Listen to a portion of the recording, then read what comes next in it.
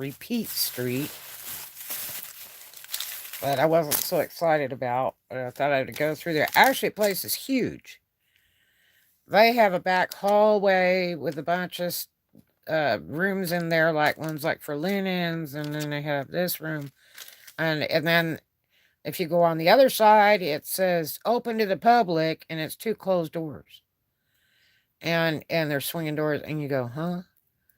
And then you see people wandering around through there. And the first thing you see is the fixer guy that's sitting at the desk fixing stuff. And they got shelves and shelves and shelves of stuff back there that's been brought in that has not even been sorted out much to put it in the front of the store.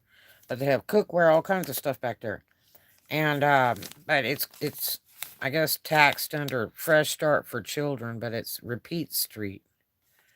And anyway, they fix stuff there where, Salvation Army, they used to fix stuff and resell it. Salvation Army doesn't want to take any more broken stuff. That was like the old commercials where they had the handicapped veterans in wheelchairs, and they were giving them a life by giving them a job to fix things that came in, and they don't do that anymore. There's like no stores that will fix anything anymore except this one. And the guy that's the fixer there is awesome. But anyway, I did go back there to check it again to see if it was worth a poop. I parked across the street at the post office, best option, because the parking lot has like 6 parking spaces. It's so tight, and a lot of really stupid people. So I parked across the street at the post office and ran across the street, blazed through this store, got out, and ran back across the street. My car was still there, thank God, because you're really not supposed to park in parking lots that you're not doing business with. So they will tow you away and ticket you and all those cool things. It's just the way of life. Anyway, so I did find a couple cool finds. This is a game called I Am Bread, still wrapped, never been opened at all. And 90% of selling on eBay and the internet is new.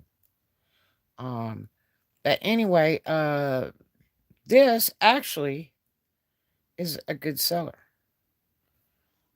That's like $20, $20 or $30 new. And I paid $2 for that. It was way cheaper than Waterfront.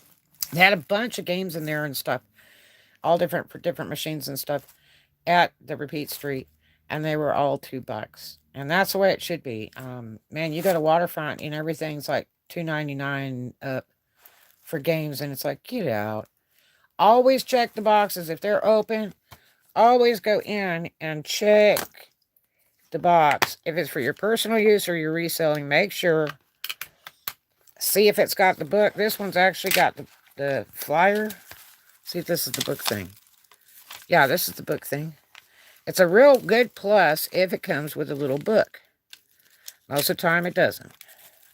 But it's a big plus. Especially for collectors. And then look at the desk and see if it's really trashy and scratched up. Okay? This one's not the best in the world, but it's sellable. Because I looked at it. Because once they get trashy, they won't play. This is for an Xbox 360. And this is Tiger Woods, 2007. And this is like a $30 game used. And I got a whole bunch of these. The girl gave me that's Marine Corps. Beautiful, beautiful, beautiful stickers. She had a bunch of them. She just wanted to get rid of them. I'm like, how much are they? She's like, take what you want. And I said, well, like, how much can I have? She was like, here. And so she gave me like half or 3/4 of the stack. So I got a bunch of gorgeous, gorgeous metallic stickers. I might just give those away as a gift in people's orders or something. And this I bought, which I got to get a hold of Maya Henry on YouTube. This is just so Maya Henry. And I think that was like $3. And oh, this is my favorite. Wexford Crystal. I have tons of this. I've collected since I was like 15 years old. And it was Save On Drugstore crystal. And you could buy it for, $1 and up each piece. And I collected it for years. And that's what I've always used. My kids have used.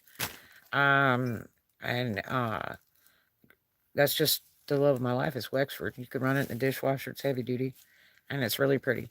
And I used to have all of the pieces, and they were all stolen in the storages. So anyway, yeah, I was still paying on storage a year later. Gone. Um, I got it for $1. That made my whole day. And that one's in very nice shape. It's not all beat to death. Um, Usually they'll be real brown looking because they've never been bleached or run through the dishwasher, or they'll be really scratched up. So let's see. We got. I guess she totaled it all out on one. $8 for 2, 3, 4, 5, 6, 7, 8, and no charge on these. Pretty neat, huh? So I did go back to check it out to let you guys know if it was worth the poop. And so there you have it. It wasn't too bad. They had a lot of wonderful, wonderful things in there. And if I was into selling a lot of big stuff, like used printers and kitchenware and stuff like that, it would have been really a wonderful thing. But with the way shipping is now and the weights and everything and the charges and having to pack it in an extra big box and all the packing materials and all, I really don't want to get into stuff like that. I have a friend in Coleman, Alabama on YouTube named Bearded Picker, and he'll ship anything, just whatever it is. He's into printers lately, and used printers, and buying them up for $10, $30 and then selling for $300 to $700 used. Yeah. And he uses pirate ship shipping. How do you like that? And he's got an entire like trailer in his backyard of all his reseller stuff. But he's always shopping. Always. He's got miles of stuff in there. I don't want to get like that. I have miles of stuff that's brand new. This retail stock where I could open 2 retail stores. And uh, you know, I don't need to be buying a lot of stuff. But I did pick up a few items that move really, really well, very quickly on the internet, and I'm gonna list a few of those things and see where we're at. Um, and they're more in the price margin of what I'm interested in.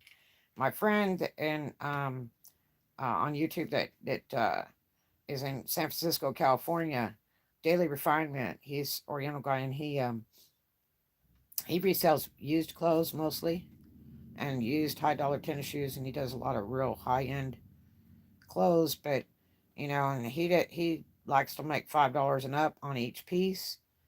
I really have no interest in that. If I'm gonna resell, I really, really, really would prefer to go $20 and up for wasting my time shopping around, wasting gas at this high price, fooling around with a mess, and then having to clean it or whatever, and then photograph it and write the ad. It all takes time. And so, hey, thank you for the thumbs up.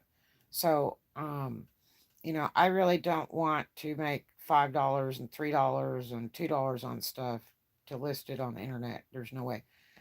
There's this guy on YouTube. I can't think of his name, and he and his wife retired from teaching and are just doing, reselling, on all the different platforms, including eBay. There he is. Good to see you, my friend. And he he buys everything. I mean, coffee cups, baseball caps, all this used stuff, little dolls, all kinds of stuff. And I'm gonna tell you, he's like, okay, I had 10 sales today, and I made $2 on this one. I made $3 on this one, and did. Man, it's not even worth my time breathing or packing that stuff and driving down to the post office. I have no interest in doing that two-penny stuff. It just takes too much of my time. And I mean, when you got to buy envelopes and packing material and printer paper and printer ink and all that other stuff and tape and markers, it's not worth it to me to resell on a $1 or $2 or $3 profit. It's just not. And you got to figure your hourly pay in. I mean, do you want to, play around, digging around, looking for the item wherever the last time you put it at, right?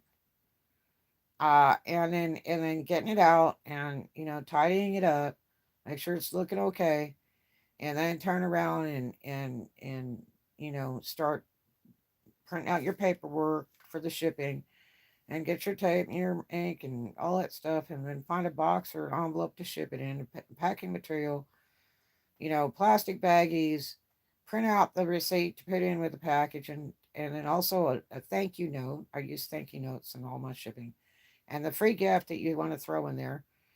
Then you gotta, weigh it on the scale, get an idea what's gonna cost, either drop down the post office, wait in line. I'm just not doing all that for a $1 or $2 item. I don't care if I got 40 of them. I'm not doing it.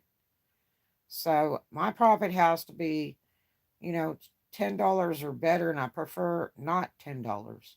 I would rather do 20 and up per item, you know, because it's just not worth my time. So yeah, so you kind of got to shop around and you got to decide where you're at.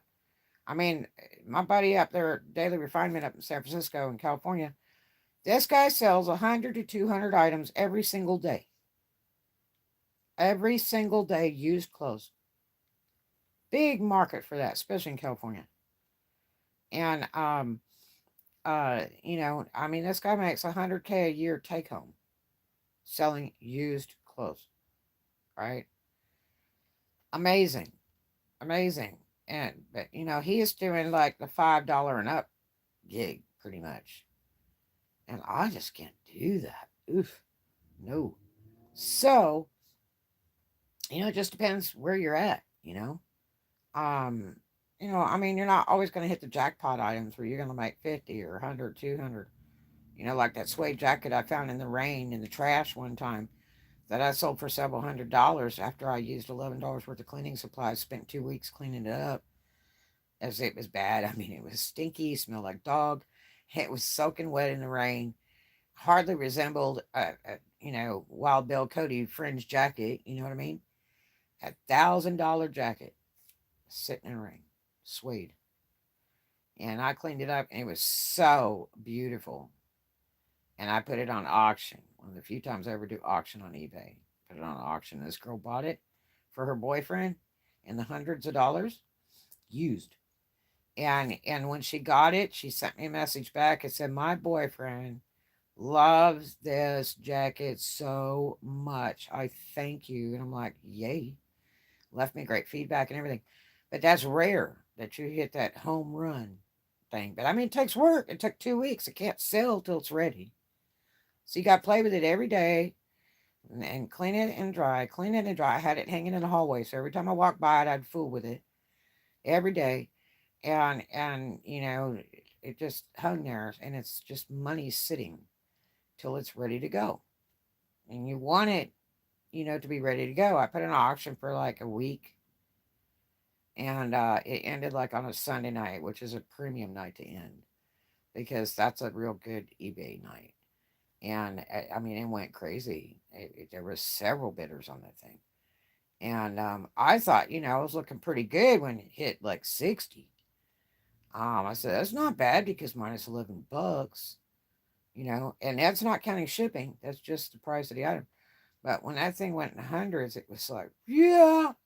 And I knew it was $1,000 jacket to begin with, brand new, because I used to sell them in a leather store. So, every once in a while you get that home run thing. And if it's something you know about, that helps really a lot too. But that was really super sweet, and that was in the trash for free. Yeah. But anyway, so there you have it.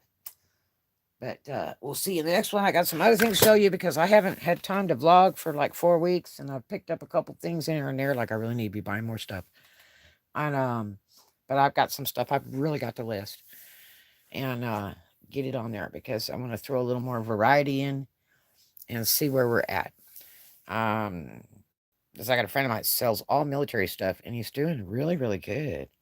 But anyway, I'll see you in the next one. Do something kind for a stranger. And I wish you a very profitable week. Love you.